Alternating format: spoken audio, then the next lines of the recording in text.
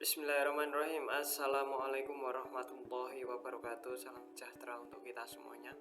Pada kesempatan kali ini, pada mata kuliah evaluasi dan penilaian pembelajaran kejuruan, kita akan membahas tentang hakikat, fungsi, dan tujuan evaluasi pembelajaran. Jadi 3 hal ini yang berkaitan dengan evaluasi pembelajaran akan kita bahas dalam pertemuan kali ini. Simak video ini sampai selesai ya.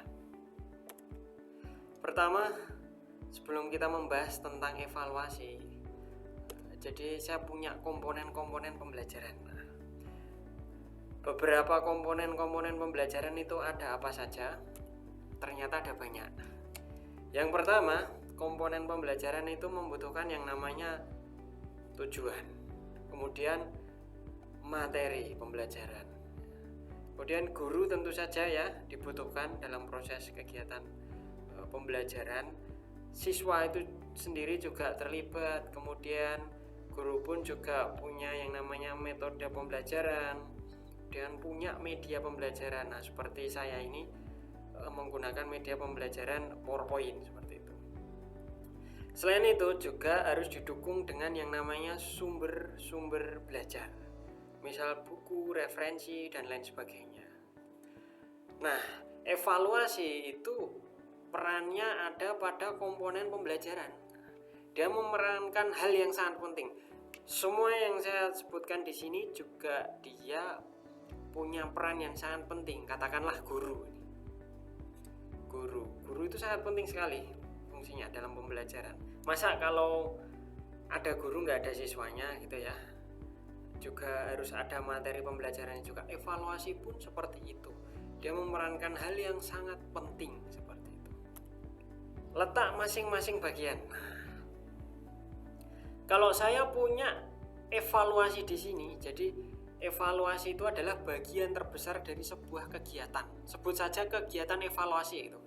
Di dalam kegiatan evaluasi sendiri itu terdapat yang namanya aktivitas penilaian.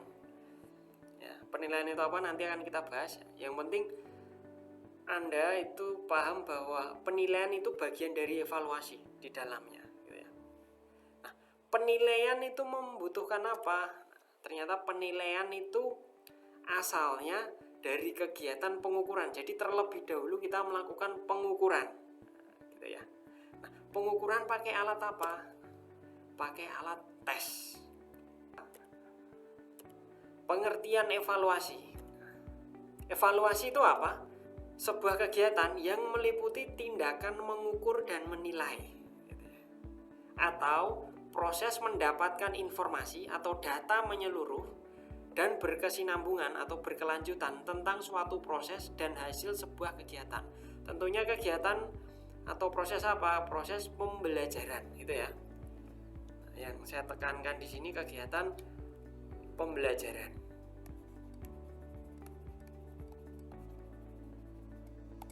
Oke. Selanjutnya di bawah evaluasi tadi ada apa? Ada kegiatan penilaian. Penilaian itu apa? Penilaian adalah mengambil keputusan terhadap sesuatu dengan kategori tertentu. Nah, ini sifatnya kualitatif. Selanjutnya, untuk bisa melakukan penilaian terlebih dahulu kita melakukan yang namanya kegiatan pengukuran. Kalau saya pernah mengajar yang namanya alat dan pengukuran teknik, nah itu kan melakukan pengukuran. Nah, pengukuran itu apa? Sama. Pengukuran adalah membandingkan sesuatu dengan satu ukuran tertentu. Nah, sifatnya ini kuantitatif. Jadi kecenderungan kuantitatif itu sifatnya nanti angka, datanya berupa angka gitu ya. Jadi saya punya penggaris ini ya, katakanlah penggaris. Saya mau mengukur panjang meja ini ya, saya melakukan perbandingan panjang penggaris dengan panjang dari meja yang saya gunakan. Itu artinya pengukuran, saya melakukan pengukurannya. Jadi ada alat pembanding dan alat yang akan dibandingkan. Itu pengukuran dan hasilnya ini datanya bersifat kuantitatif atau angka. Alat untuk melakukan pengukuran dalam pembelajaran itu apa? Ini dalam pembelajaran loh ya. Kalau alat dan pengukuran teknik bisa pakai jangka sorong, bisa pakai dial indikator, bisa pakai mikrometer. Nah, kalau pembelajaran alatnya adalah tes. Tes itu sendiri apa? Tes itu adalah membuat dan mengajukan sejumlah pertanyaan ya, yang harus dijawab. Jadi ada pertanyaan yang harus dijawab, itu tes. Sebagai hasilnya ini jawabannya diperoleh sebuah ukuran atau nilai angka dari seseorang. Jadi setelah seseorang itu mengerjakan sebuah pertanyaan, nanti kan menghasilkan jawaban. Nah, jawabannya nanti itu hasilnya adalah nilai atau angka. Definisi evaluasi pembelajaran itu apa? Evaluasi pembelajaran adalah serangkaian proses mendapatkan informasi menyeluruh dan berkesinambungan atau berkelanjutan tentang suatu proses dan hasil belajar siswa, sehingga didapat dasar penentuan perlakuan lanjutan gitu. Jadi mendapatkan data atau informasi ya dari hasil belajar siswa, kemudian hasil ini nanti akan kita jadikan dasar penentuan tindakan selanjutnya. Dasar selanjutnya misalkan gini, kita melakukan evaluasi pembelajaran tentang hasil belajar siswa, tapi kecenderungan hasil belajar siswa itu di bawah KKM semua ya kan? Nah, lewat data hasil belajar ini yang sebelumnya kita lakukan evaluasi pembelajaran, itu nanti akan kita jadikan dasar kita menentukan apakah kita mau mengubah metode pembelajaran ya, ataukah metode pembelajaran kita salah, ataukah kita lakukan remedi saja, seperti itu. Lanjut, fungsi evaluasi pembelajaran ditinjau dari pihak yang terlibat. Nah, jadi fungsi atau manfaat evaluasi pembelajaran itu bermanfaat juga bagi 3 pihak. Yang pertama siswa, yang kedua guru, yang ketiga bagi lembaga atau organisasi pendidikan tersebut, atau dalam hal ini adalah sekolah tersebut. Nah, berikut adalah manfaat atau fungsi evaluasi pembelajaran bagi siswa. Yang pertama, tentu saja untuk mengetahui kemajuan belajarnya. Jadi siswa itu harus tahu belajarnya itu sampai mana itu. Yang kedua, untuk memberikan dorongan belajar. Jadi bisa jadi motivasi nih bagi seorang siswa. Wah, nilai saya kemarin, semester kemarin jelek ini. Nah, untuk semester ini saya harus bagus nilainya. Gitu ya. Itu kan hasilnya dari mana? Dari evaluasi pembelajaran. Dia tahu nilai dia berapa gitu, jadi terpacu untuk belajar lebih giat lagi. Yang ketiga adalah memberikan pengalaman belajar kepada siswa. Selanjutnya, fungsi evaluasi bagi guru. Yang pertama, untuk menyeleksi siswa dan meramalkan keberhasilannya.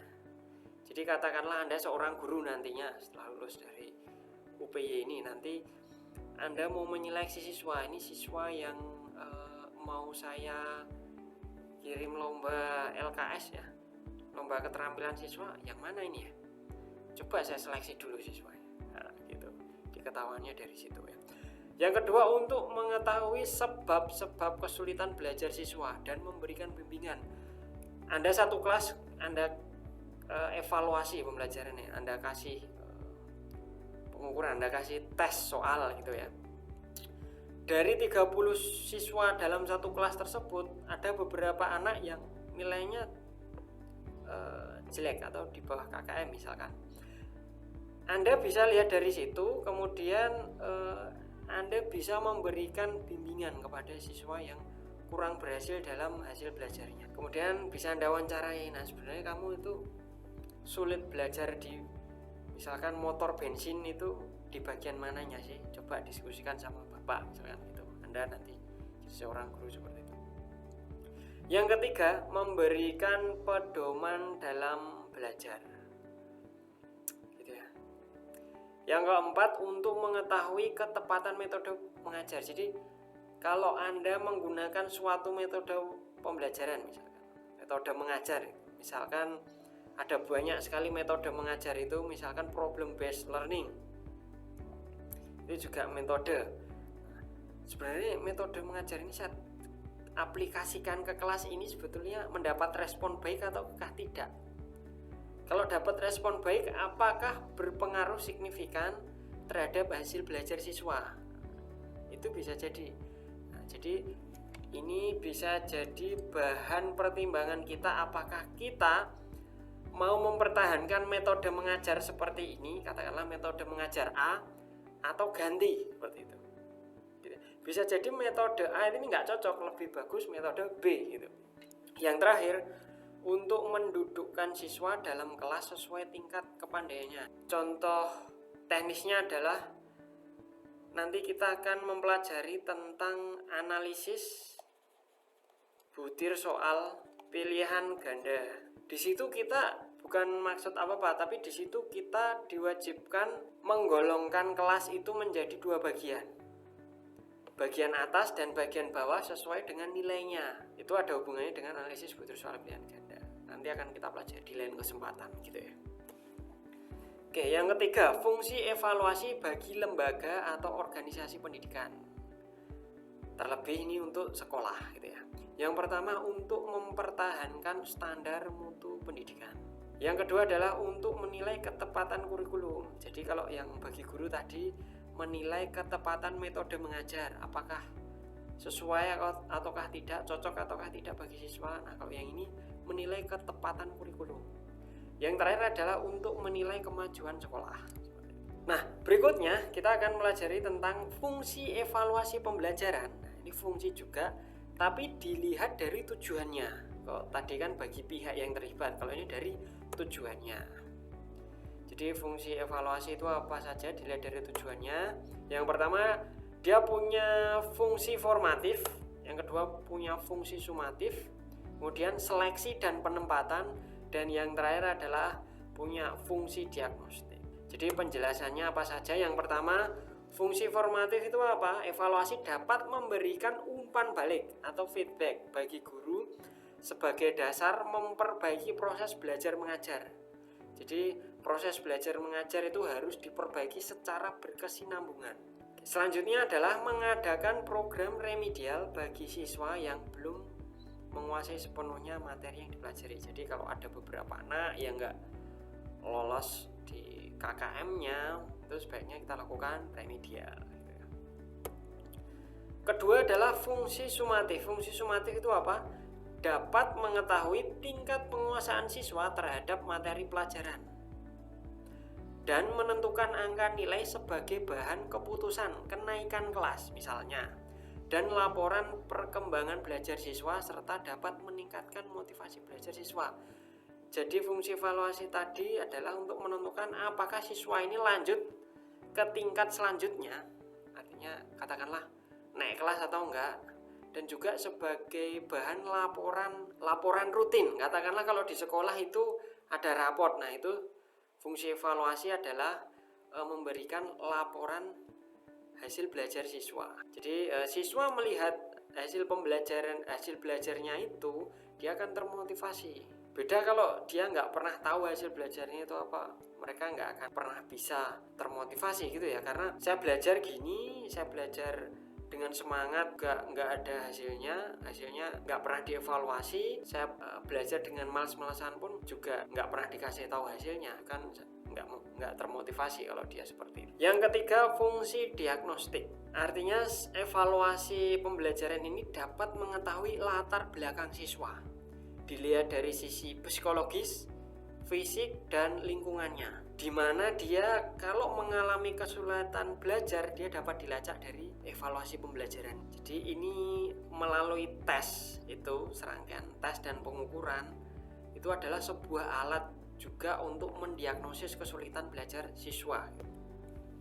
Yang terakhir, fungsi seleksi dan penempatan. Jadi hasil evaluasi itu tadi dapat dijadikan dasar untuk menyeleksi dan menempatkan siswa sesuai dengan minat dan kemampuannya gitu ya.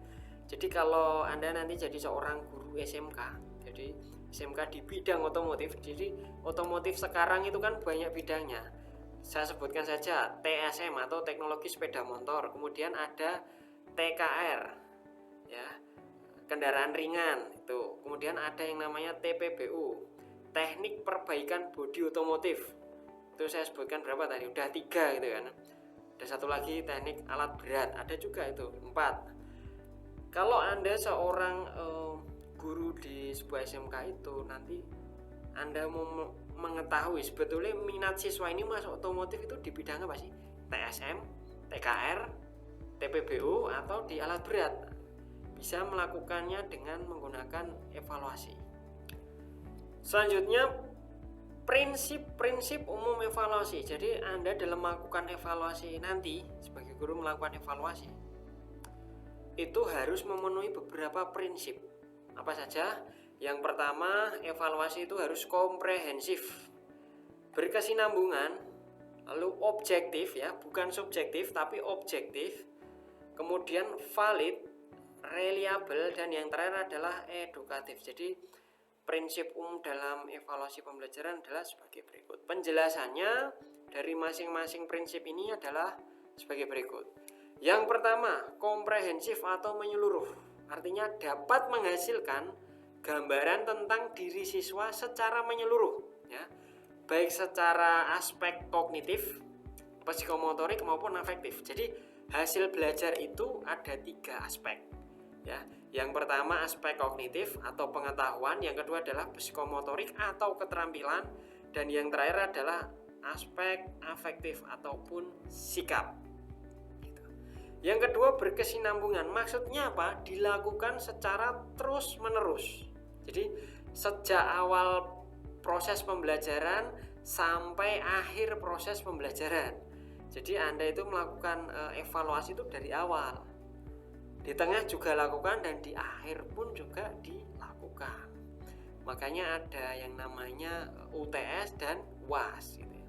Tapi di antara UTS dan UAS itu Anda sebagai guru nanti juga sering-seringlah melakukan evaluasi, katakanlah kuis, tugas kepada siswa. Jadi evaluasi itu jangan hanya di awal, habis itu tidak ada evaluasi lagi, atau jangan hanya ada di akhir, habis itu awalnya padahal nggak pernah dikasih evaluasi. Yang ketiga objektif, artinya dapat menggambarkan keadaan siswa sesuai apa adanya. Hal ini berkebalikan dengan sifat yang namanya subjektif. Subjektif apa? Menilai seseorang itu dari sudut pandang pribadi kita itu sebagai guru ya. Jadi harus objektif gitu ya. Artinya apa? Kalau Anda punya serangkaian kriteria penilaian terhadap seorang siswa ya, Anda punya harga-harga tertentu. Harga-harga itu dipakai gitu. Harga itu bisa Anda pertanggungjawabkan. Artinya kalau ganti guru di semester itu tetap berjalan, dia memakai harga atau ketetapan kriteria penilaian yang sudah Anda tetapkan di awal, itu bisa dipakai oleh orang lain juga gitu untuk menilai seorang siswa gitu. Jadi jangan karena subjektivitas gitu ya. Jangan hanya karena saya suka siswa A, saya suka siswa B, saya tidak terlalu suka siswa C dan D, langsung kita kasih hasil penilaian jelek seperti itu. Enggak.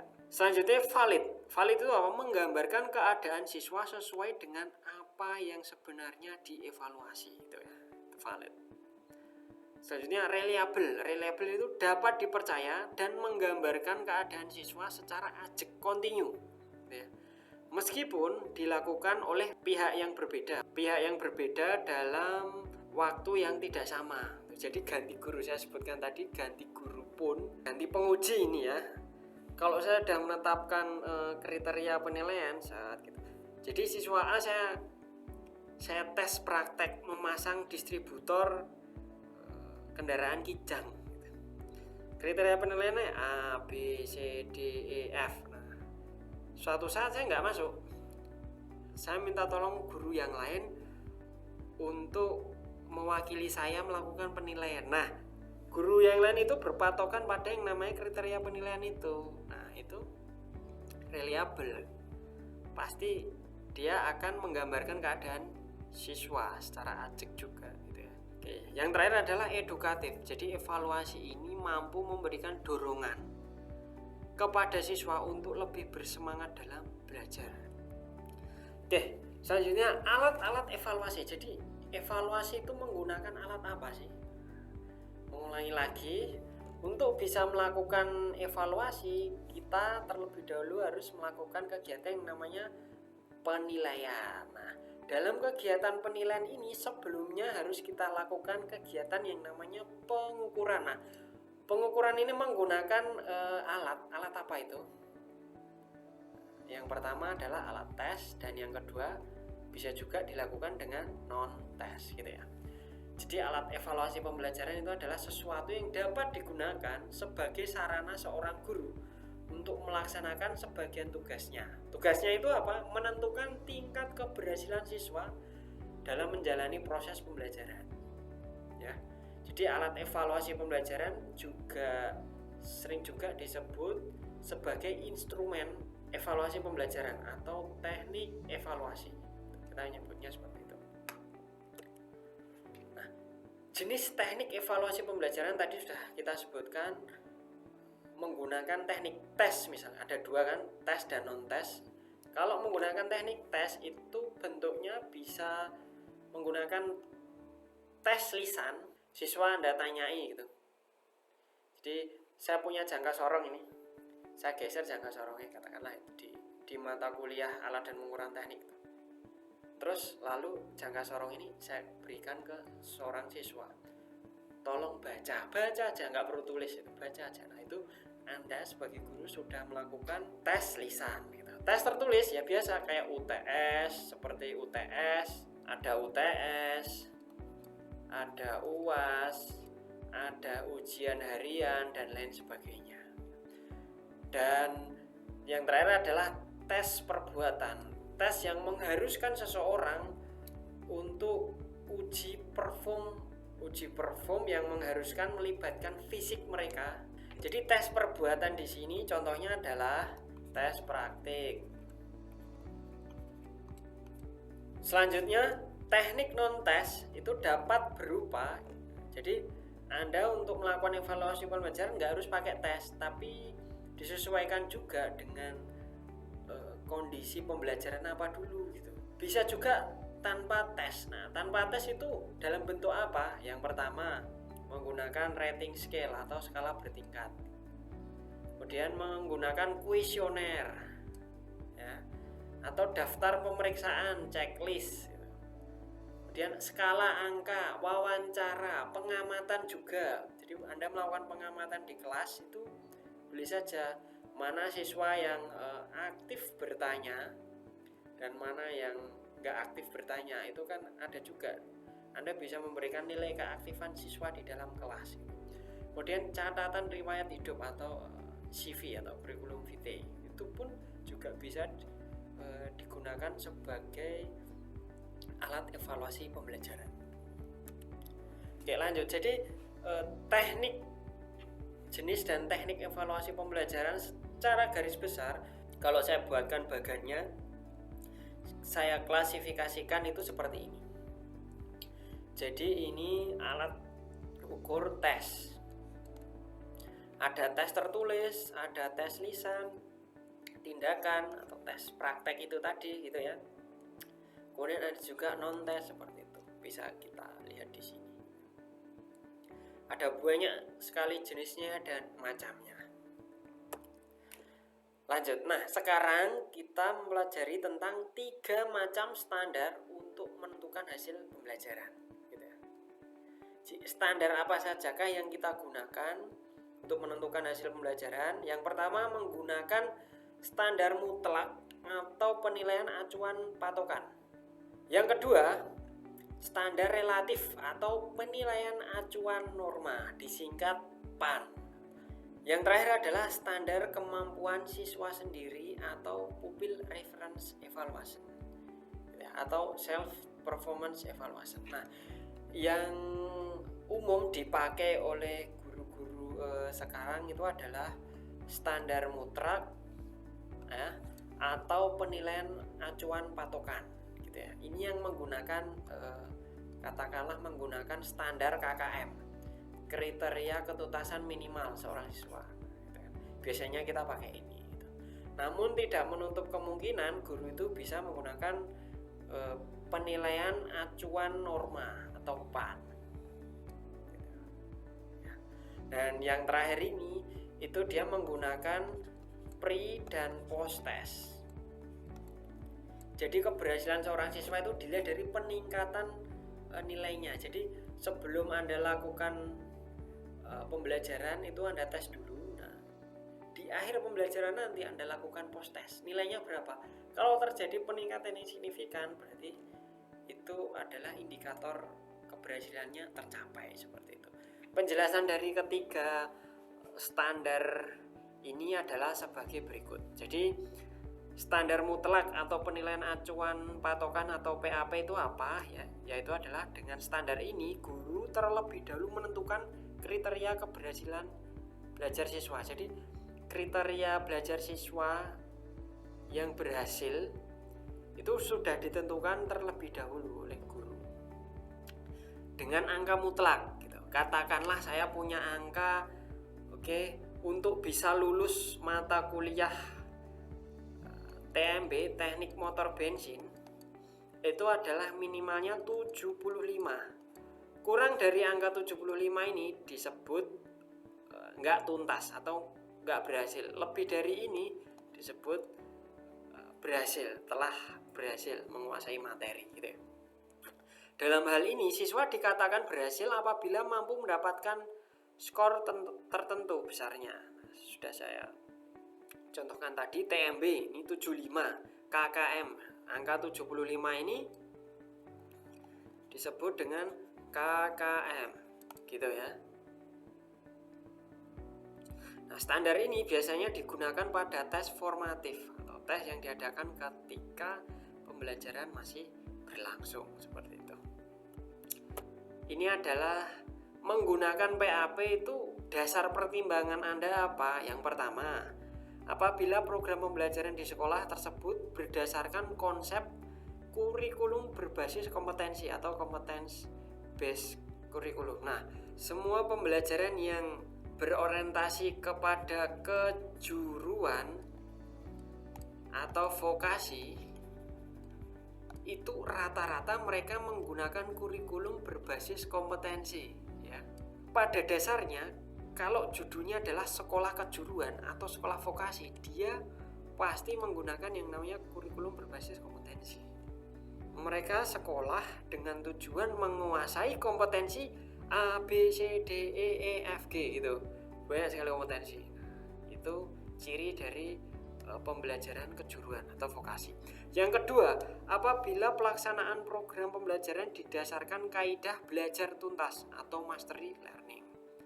Yang ketiga, apabila program pembelajaran dapat dikontrol di ruang lingkup dan tata urutannya. Misalnya program pembelajaran yang relatif kecil atau terbatas dalam bentuk kelas, seperti itu ya. Yang keempat, apabila program pembelajaran sehari-hari dapat dituangkan ke dalam tujuan instruksional secara khusus gitu ya.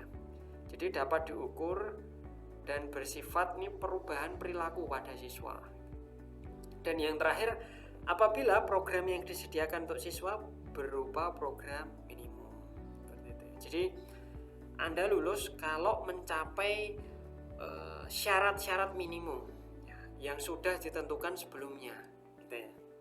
Oke, yang kedua, kalau yang pertama tadi kan PAP ya, penilaian acuan patokan. Kalau yang kedua ini adalah penilaian acuan norma atau PAN gitu.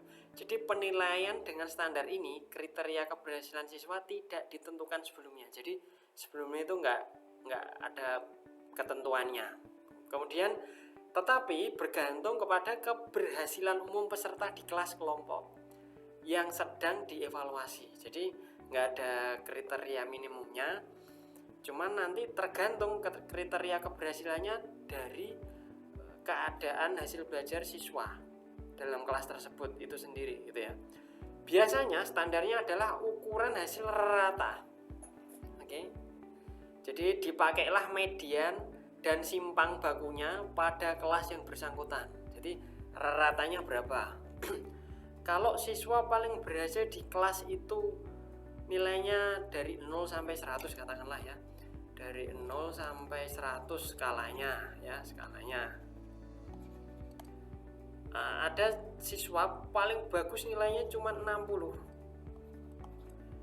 Nah, siswa ini terbagus sudah cukup dianggap sebagai siswa yang berhasil. Kenapa? Karena dari hasil ratanya saja di atas rata-rata dia. 60 itu udah paling bagus. Nah, rata-ratanya berapa? Rata-ratanya katakanlah ini saya sebutkan 45 sampai 50, ini rata-ratanya. Dia dapat 60 itu kan udah paling bagus. Nah, gitu ya. Kemudian dalam hal ini diasumsikan kemampuan siswa pada kelas itu berdistribusi normal. Yang terakhir adalah standar kemampuan siswa sendiri atau Pupil Reference Evaluation atau NRA atau Self Performance Evaluation. Jadi dalam evaluasi dengan standar ini, kriteria keberhasilan siswa didasarkan dengan kemampuan atau hasil sebelumnya yang dicapai siswa itu sendiri. Misalnya pada tes sebelumnya atau pada pretest gitu ya, seorang siswa hanya mendapat skor 30. Oke, kemudian sekarang dia mencapai skor 50 setelah post test. Berarti siswa tersebut mengalami peningkatan. Jadi asal mengalami peningkatan yang signifikan dan itu sudah cukup bisa dikatakan siswa itu berhasil. Gitu ya. Penentuan keberhasilan siswa tidak dipengaruhi prestasi yang dicapai siswa lain ataupun tidak dipengaruhi dengan rata-rata nilai dalam kelas tersebut. Penggunaan standar ini hendaknya harus diperhatikan. Yang pertama, status siswa tersebut ya sebelum dan selama mengikuti proses pembelajaran, ya kan, serta potensinya pada waktu mendatang. Nah, berikut tadi penjelasan yang sudah saya utarakan. Nah, sekarang dalam perkuliahan kali ini tolong kerjakan tugas ini ya. Oke, bisa gambar ini di screenshot, di pause, kemudian di screenshot, kemudian Anda kerjakan,